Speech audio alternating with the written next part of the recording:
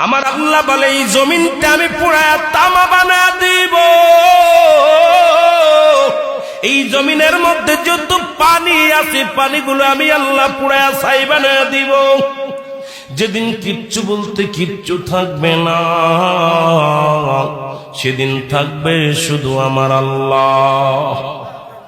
আজকে কার জন্য সুদ খাও, কার জন্য ঘুষ খাও, কার জন্য ব্যভিচার করো, কার জন্য অন্যায় করো রে মন, কার জন্য তোমরা এত বাহাদুরি করো?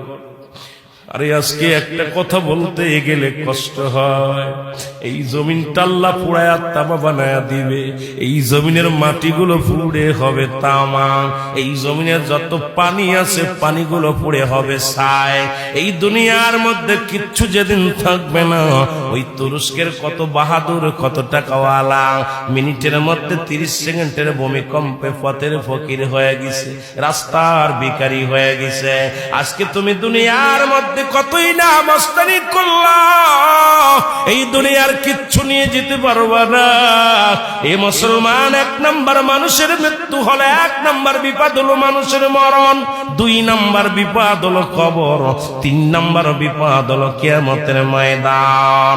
একবার কেন চিন্তা করো না রে মন, একবার 1 নাম্বার মরণ, 1 নাম্বার বিপদ হলো মানুষের মরণ।